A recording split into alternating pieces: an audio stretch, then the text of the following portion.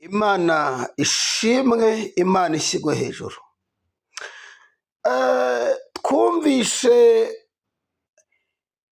ijambo ryatambutse mu bitabo Mose yanditse n'abandi bakurikiyeho banditse. Tubona ko hagiye hagarukamo ijambo ryitwa gusenga ibigirwamana, ndetse hari n'aho twabonye Aroni yacuze ikimasa Abisiraheli baragisenga birakaza Imana. Ariko kugeza uyu munsi abantu ntibagikora ibiti byo gusenga, abantu ntibakishyira inka cyangwa inyamaswa hariya ngo bayisenge, ahubwo ibi gusenga ibigirwamana byarimutse Satani abituza mu mitima yacu. Imana ishimwe. Itorero ryatubanjirije ryo ryabikoraga live, ndetse kugeza uyu munsi hari ibihugu bimwe na bimwe bisenga ibigirwamana ku mugaragaro. Abashinwa, Ubuhinde n'ibindi bihugu byinshi bitaramenya Kristo Yesu, bitarahishurirwa Yesu. Imana ishimwe. Ariko abamenye Imana, abitwa ko bamenye Imana, basenga ibigirwamana mu buryo bw'umwuka, mu buryo butagaragarira abantu, ariko barabisenga.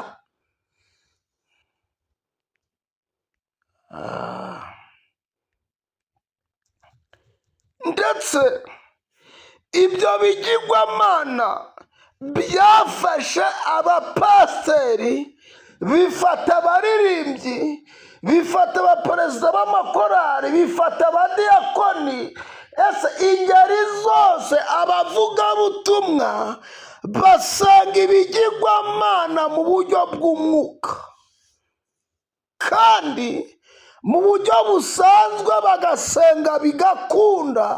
Natwe twababona bitera hejuru tukagira ngo Imana yicaye muri bo, kandi bamaze kuyimura kera, baherukana nayo ikibahamagara.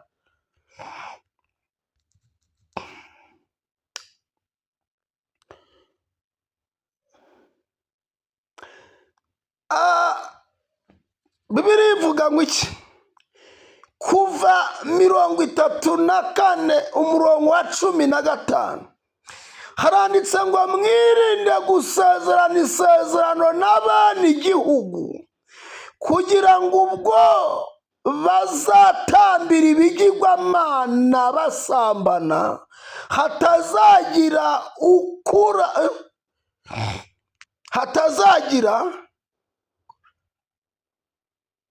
ukurarika ukajya inonorano ye,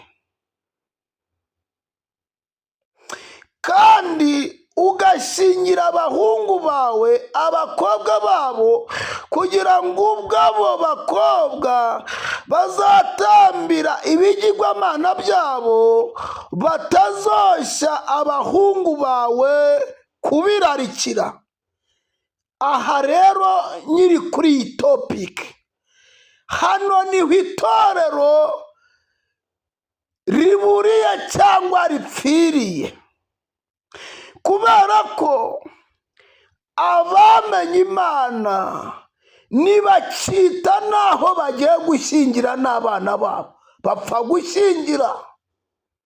Pfa kuba umukobwa yabonye umusore, ntago yita kumenya umusore agiye gushyingira n'uwahe, ese ko umukobwa wanjye akirijwe agiye ahagana he, ko umuhungu wanjye akirijwe agiye ahagana he. Hano Bible yabuzaga Mose kwihanangiriza Abisiraheli ngo batazashyingira andi mahanga. Abo abana bakazakorera ibigirwamana kandi bari basanzwe bariyeguriye Imana. Niyo mpamvu ingo nyinshi z'abakristo usanga ababyeyi bakirirwe ariko ababakomokaho badakirirwe kubera kubivanga, kubera kwivanga n'andi mahanga. Ntabwo abantu bakita ku ndangagaciro z'agakiza no kubaha Imana no komatana n'Imana mu buzima bwabo, ahubwo bo bareba ibyo bararikiye akaba ari byo bakurikiza. Imana ishimwe.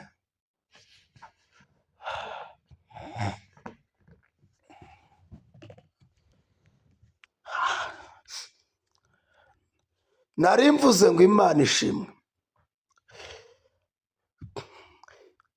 Kandi ugashingira abahungu bawe abakobwa babo kugira ngo ubwabo abakobwa bazatambira ibigirwamana byabo batazoshya abahungu bawe kubirarikira.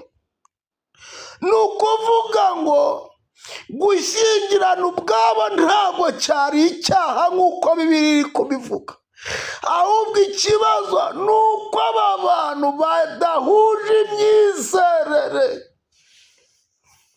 Umukobwa wawe azibagirwa Imana, umuhungu wawe azibagirwa Imana.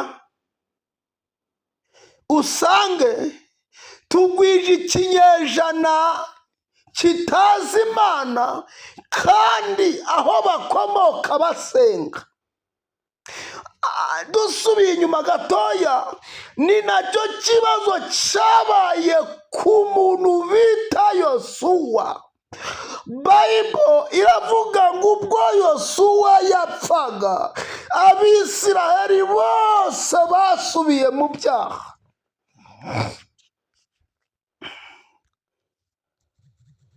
None se mutekereza impamvu basubiye mu byaha Yosuwa amaze gupfa?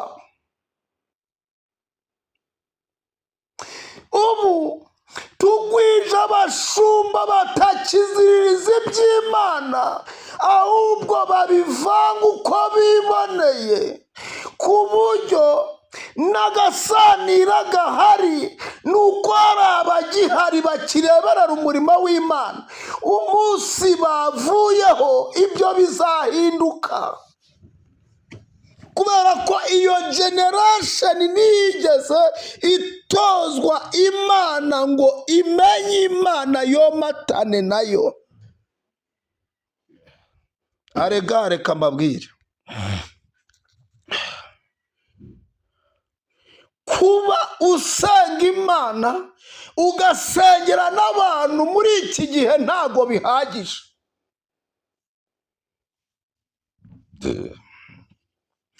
Niyo mpamvu Dawidi we mu gihe cye agiye kugenda yavuze ngo Salomo mwana wanjye jya umenya Imana ya so, iyo nakoreraga aba ariyo nawe uzakorera.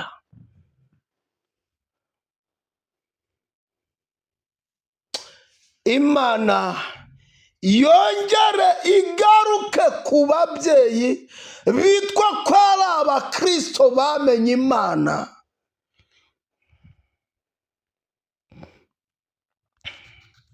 Twongere tugire imiryango isenga, twongere tugire abana bazi Imana, twongere tugire ibisekuruza. Imana ishimwe. Ibisekuruza bizi Imana byomatanye n'Imana, ku buryo umwana wawe azabwira umwana w'Imana ye, uwo mwana nawe akazabwira abana b'Imana ye, bikagenda ari uruhererekane.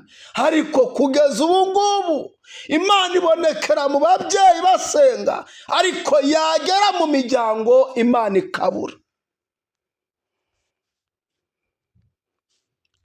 Ariko Imana itugarukeho kandi Imana itwiteho. Ibyo byatewe n'iki? byatewe no kwimura Imana. Ubu generation turimo cyangwa ikinyejana turimo kimuye Imana, ariko nabo mu buryo batazi. N'abo babyeyi ndi kuvuga nabo bakorera ibigirwamana batabizi, barabiramya barabisingiza, ariko ntabwo babizi, kandi barasenga bigakunda, ariko baramya ibigirwamana.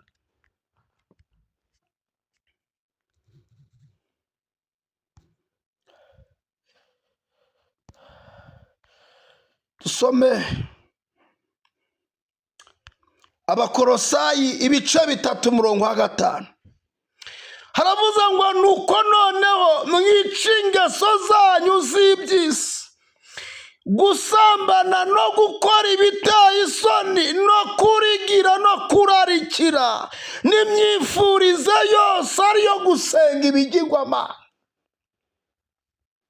Ntabwo wumvishe iryo jambo ryajemo rivuze ngo n'imyifurize yose ariyo gusenga ibigirwamana? Manza wibaze ngo mbese muri iki gihe nifuza ibimaze bite mu mutima wanjye? Nyamara ku murongo wa mbere mwa kino gitabo cy'Abakolosayi ibice 3 haravuga ngo nuko rero bene data, niba mwarazuranywe na Kristo, mujye mushaka ibiri hejuru, aho Kristo ari yicaye iburyo bw'Imana. Mujye muhoza umutima ku biri hejuru, atari ku biri mu isi. Iyo Bayibuli ivuze gutya, ntabwo ari ukubabuza gukora, si ukukubuza gucuruza, si ukukubuza oya, ahubwo umutima wawe ugomba komatana n'Imana, ku buryo imivugire yawe isobanura Yesu. Imana ishimwe, Imana ishimwe. Ariko tekereza aho abantu bagwije ubukristo bwo kumunwa gusa, ariko wakumva ibyo avuga ukumva naho bihuriye n'ubukristo. Ugasanga umuntu ni umukristo umaze imyaka myinshi, ariko wakumva ibyo atekereza bivuze ugasanga birahabanye. Ariko Bibiliya iravuze ngo niba mwarazuranywe na Kristo Yesu, Imana ishimwe, umutima wawe ugomba kuzura Kristo Yesu. Imyifurize yose y'iby'isi yatwaye umutima wawe ugomba kubizibukira, ukongera ukomatana n'Imana. Ibyo byatwaye umutima ni ugusenga ibishushanyo.